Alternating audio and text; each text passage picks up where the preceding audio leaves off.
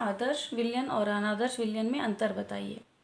तो देखिए, आदर्श विलयन और आदर्श विलयन, जैसे आपने सुना था आदर्श गैसें और वास्तविक गैसें, तो जो आदर्श गैस समीकरण का पालन करती थी, 11वीं में हमने पढ़ा था, वो आदर्श गैसें कहलाती थी, और जो समीकरण का पालन नहीं करती थी वो वास्तविक गैसें कहलाती थी। उसी तरह विलयन भी दो प्रकार के होते हैं, आदर्श विलयन और अनादर्श विलयन। तो आदर्श विलयन हम किसे कहते हैं? तो सबसे पहली बात, जो ताप और दाब की संपूर्ण परास्पर, मतलब ताप आप कितना भी बढ़ा दें, दाब आप कितना भी बढ़ा दें, ताप आप कितना भी घटा दें और दाब आप कितना भी घटा दें, संपूर्ण परास मतलब संपूर्ण रेंज में, परास मतलब रेंज, तो ताप और दाब के संपूर्ण परास पर जो राउल्ट के नियम का पालन करते हैं वो विलयन आदर्श विलयन कहलाते हैं। मतलब ये राउल्ट के नियम का पालन क्या करेंगे तो आपको सबसे पहले ये गुण याद करने हैं, कौन कौन से गुण हैं। तो गुणों में पहला है राउल्ट का नियम, फिर आयतन में परिवर्तन, एंथैल्पी में परिवर्तन, कैसे अणुओं की प्रकृति कैसी होगी जो मिलेंगे, और ए और बी के जब हम ए और बी को मिलाएंगे तो उनका अंतर आणविक आकर्षण बल क्या होगा और उनके उदाहरण कौन कौन से हैं। यदि आप ये 6 पॉइंट्स याद कर लेंगे तो आपको ये अंतर अच्छे से क्लियर हो जाएंगे। तो देखिए, आदर्श विलयन क्या होते हैं? तो वे विलयन जो ताप और दाब की संपूर्ण परास मतलब रेंज, आप ताप कितना भी बढ़ाएं घटाएं, दाब कितना भी बढ़ाएं घटाएं, राउल्ट के नियम का पालन करते हैं, वो विलयन आदर्श विलयन कहलाते हैं। और वे विलयन जो ताप और दाब की संपूर्ण परास पर राउल्ट के नियम का पालन नहीं करते, अनादर्श विलयन कहलाते हैं। अब यदि ये पालन कर रहे हैं तो हम जानते हैं राउल्ट का नियम हमें कहता है कि विलयन का वाष्प दाब शुद्ध विलायक के वाष्प दाब और मोल प्रभाज के गुणनफल के बराबर होगा। मतलब इनमें PA बराबर क्या होता है? P0A इंटू एक्स है, P0A इंटू एक्स है। इनमें PA बराबर P0A इंटू एक्स होता है और PB बराबर होता है P0B इंटू एक्स।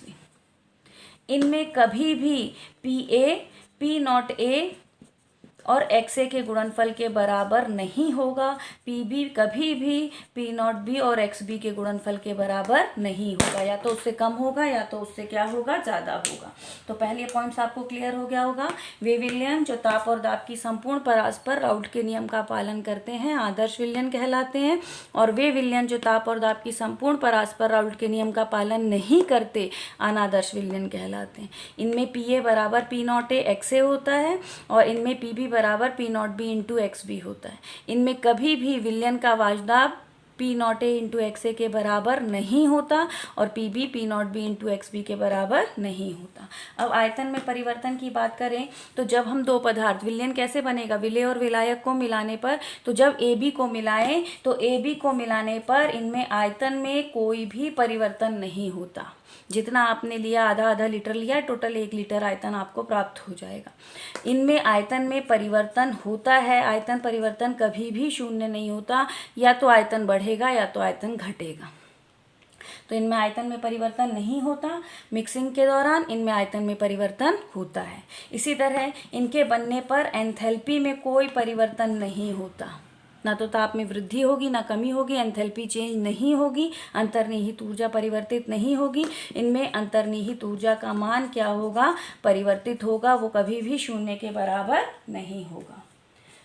अणुओं की प्रकृति की बात करें तो जब ऐसे अणु मिलते हैं जिन अणुओं की संरचना समान संरचना हो, समान ध्रुवण क्षमता हो, उनकी ध्रुवण क्षमता मतलब पॉजिटिविटी और नेगेटिविटी, एक ध्रुवण क्षमता भी समान हो, तो जब ऐसे अणु आपस में मिलते हैं तो आदर्श विलयन बनाते हैं।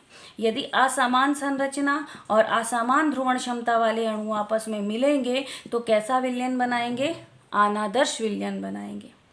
अब AB अंतराण्विक आकर्षण बल की बात करें। देखिए, जैसे मान लीजिए ये एक अणु था, इन अणुओं के मध्य 10 न्यूटन का बल था, मान लीजिए बोल रही हूँ, ये BB था, इनके बीच भी 10 न्यूटन का बल था। इन दोनों को मिलाकर हमने AB बनाया, इसमें भी 10 न्यूटन का बल है।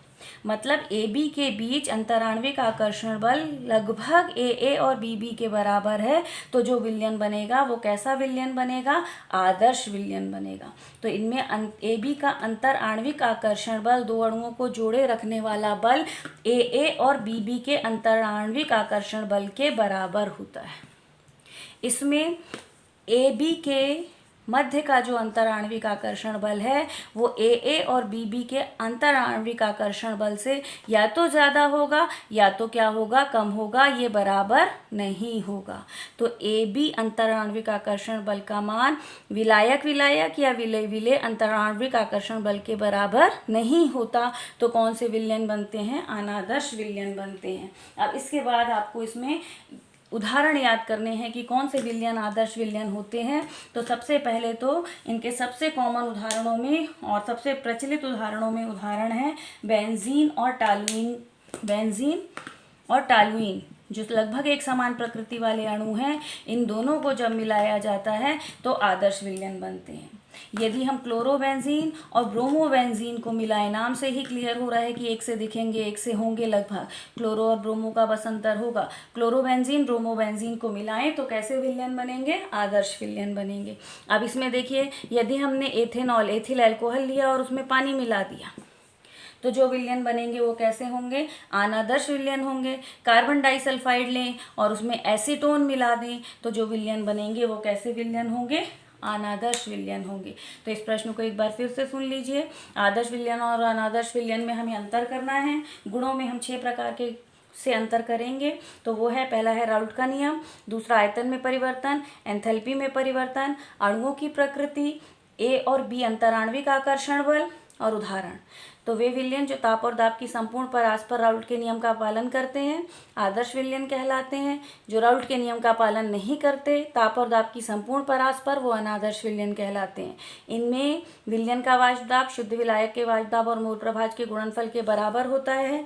PA बराबर P0A इंटू एक्स है, PB बराबर P0B इंटू एक्स बी। इनमें बराबर नहीं होता। इनके मिलने पर, मतलब ए और बी को जब आप मिलाएंगे तो आयतन में परिवर्तन नहीं होता, इनके मिलने पर आयतन में परिवर्तन होता है। इनमें एंथैल्पी में परिवर्तन नहीं होता, इनमें एंथैल्पी में परिवर्तन होता है। अणुओं की प्रकृति की बात करें तो समान संरचना और समान ध्रुवण क्षमता वाले अणु, जैसे देखिए क्लोरोबेंजीन ब्रोमोबेंजीन, समान संरचना होगी, समान ध्रुवण क्षमता होगी, तो ऐसे अणुओं के मिलने पर आदर्श विलयन बनते हैं। यदि उनकी संरचना अलग है, यदि उनका जो ध्रुवण क्षमता है वो अलग है, कार्बन डाइसल्फाइड और एसीटोन दोनों बिल्कुल अलग अलग, तो अनादर्श विलयन बनेंगे। इसमें AA और BB की जो अंतराण्विक आकर्षण बल का मान है वो AB के लगभग बराबर होता है, लेकिन इसमें AB के अंतराण्विक आकर्षण बल का मान AA और BB के अंतराण्विक आकर्षण बल के बराबर नहीं होता। A विलायक है और B विलेय है, तो AB विलेय विलायक अंतराण्विक आकर्षण बल का मान विलायक विलायक और विलेय विलेय अंतराण्विक आकर्षण बल के बराबर होता है। विलेय विलायक विलेय अंतराण्विक आकर्षण बल का मान विलायक विलायक और विलेय विलेय अंतराण्विक आकर्षण बल के बराबर नहीं होता। और उसमें हमें क्या याद कर लेने हैं? क्वेश्चंस याद करने हैं। उसमें उदाहरण याद करने हैं। बेंजीन और टालुइन दोनों की संरचना एक समान है। क्लोरोबेंजीन और ब्रोमोबेंजीन, क्लियर है?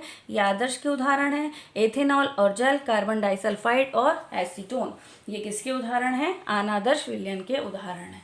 तो ये हमारा आज का नेक्स्ट क्वेश्चन था। अब अगला प्रश्न देखते हैं। हमारा नेक्स्ट क्वेश्चन है धनात्मक विचलन वाले विलयन और ऋणात्मक विचलन वाले विलयन। ये ऋणात्मक लिख लीजिएगा। ऋणात्मक विचलन वाले विलयनों में अंतर बताइए। देखिए, अभी हमने पढ़ा कि जो अनादर्श विलयन होंगे, ये दोनों अनादर्श विलयन के प्रकार हैं। जो अनादर्श विलयन होंगे उसमें PA का मान बराबर नहीं होगा P0A और XA के, PB बराबर नहीं होगा P0B और XB के, आयतन में परिवर्तन बराबर नहीं होगा 0 के, एंथैल्पी ऑफ मिक्सिंग बराबर नहीं होगी 0 के, अंतराण्विक आकर्षण बल बराबर नहीं होगा विलेय विलेय और विलायक विलायक अंतराण्विक आकर्षण बल के। और बराबर नहीं है तो 2 स्थितियाँ आ सकती हैं। पहली स्थिति कि PA का मान क्या आ जाए? ज़्यादा आ जाए, किससे? P0A और XA से। तो जब PA का मान ज़्यादा होता है P0A और XA से, PB का मान ज़्यादा होता है P0B और XB से, तो जो विलयन बनते हैं वो धनात्मक विचलन वाले विलयन बनते हैं। बढ़ रहा है तो धनात्मक परिवर्तन दर्शाते हैं। जब PA का मान कम हो जाता है P0A इंटू XA से, PB का मान कम हो जाता है P0B और XB के मल्टीप्लिकेशन से, तो ऋणात्मक विचलन वाले विलयन बनते हैं।